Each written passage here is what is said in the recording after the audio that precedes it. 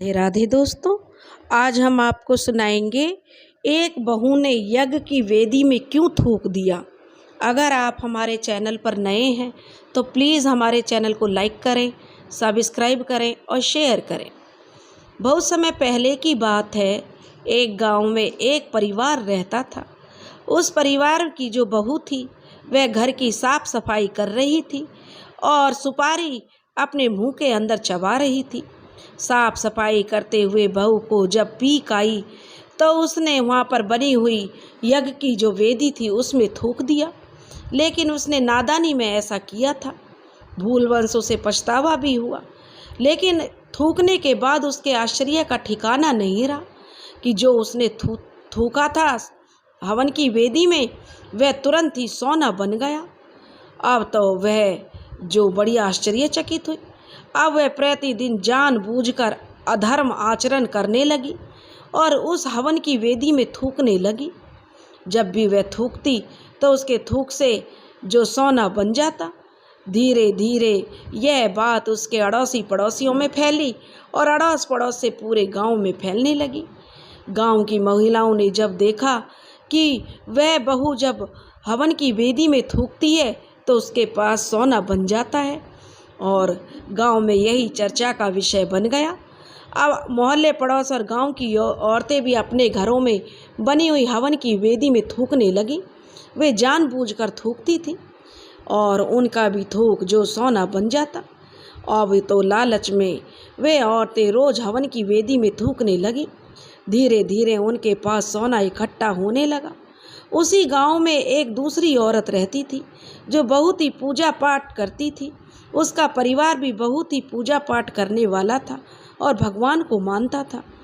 अब गांव की औरतों ने उस औरत को भी बताया, अरे तू क्यों नहीं हवन की वेदी में थूकती है, तू भी थूक दिया कर और हमारी तरह सोना मिल जाया करेगा। देख हमारे पास कितने सोना इकट्ठा हो गया, कितने जेवर हमने बनवा लिए हैं। लेकिन वह औरत कहने लगी, नहीं, मैं अपने पति की आज्ञा के बिना यह कार्य हरगिज नहीं करूँगी, और जहाँ तक मुझे ज्ञात है मेरे पति इसकी अनुमति कभी नहीं देंगे।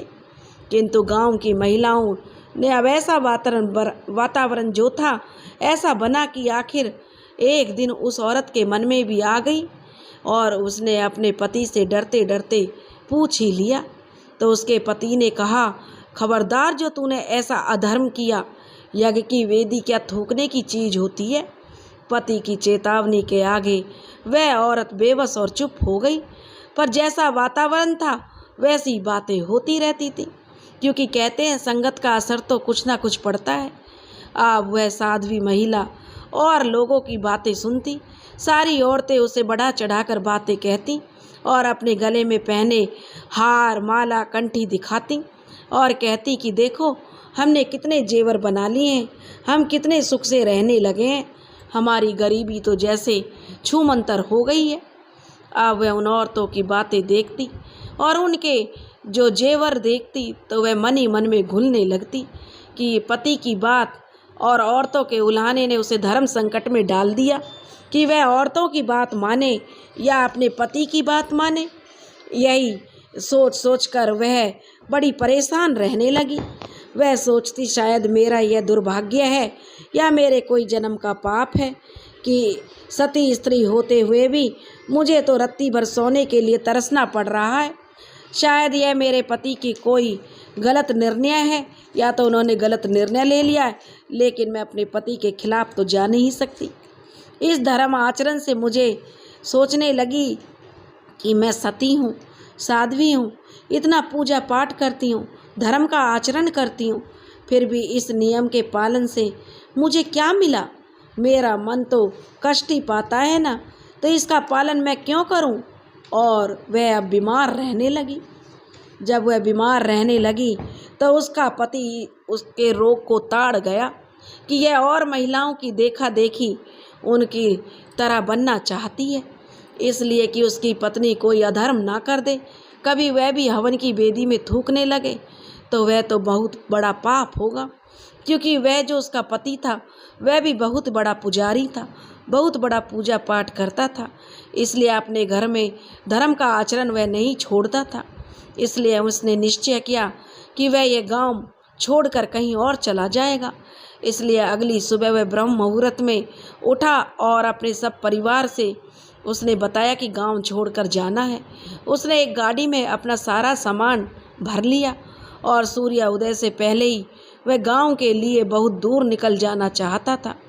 किंतु जैसे ही वह गांव की सीमा से बाहर निकला तो अचानक से पीछे से एक भयानक धमाका हुआ। पूरा गांव धू धू करके जल रहा था और वह सज्जन व्यक्ति बड़े अचंभे से देख रहा था कि यह क्या धमाका हुआ, और वह अवाक रह गया। पूरे गांव में आग लग गई थी और उस स्त्री को अपने पति की बातों का मोल अब समझ में आ गया था कि वास्तव में इतने दिन यह गांव बचा रहा है क्योंकि इतना अधर्म उस गांव में औरतें कर रही थीं।